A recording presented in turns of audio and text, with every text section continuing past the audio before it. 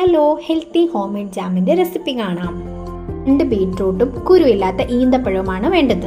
Cut ചെയ്ത് വെച്ച ബീറ്റ്റൂട്ടും ഈന്തപ്പഴവും ആവശ്യത്തിന് വെള്ളവും ചേർത്ത് കുക്കറിലിട്ട് 2 വിസിൽ അടുപ്പിക്കുക. ഇനി മിക്സിയുടെ ജാറിലേക്ക് ചേഞ്ച് ചെയ്ത് നല്ലതുപോലെ അടിച്ചെടുക്കുക.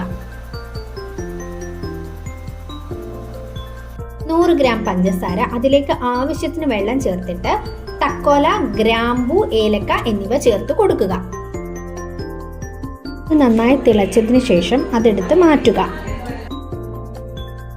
അതിനുശേഷം അരച്ചു വെച്ചിരിക്കുന്ന ബീറ്റ്റൂട്ട് മിക്സ് പഞ്ചസാര ലൈനിലേക്ക് ചേർത്ത് കൊടുക്കുക.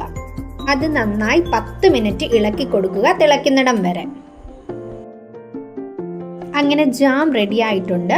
നമുക്കിത് ഫ്രിഡ്ജിൽ വെച്ച് 2 വീക്സ് ഒക്കെ യൂസ് ചെയ്യാനായിട്ട് സാധിക്കും. അപ്പോൾ ഇന്നത്തെ വീഡിയോ ഇത്രയേ ഉള്ളൂ. Tata, bye bye, see U.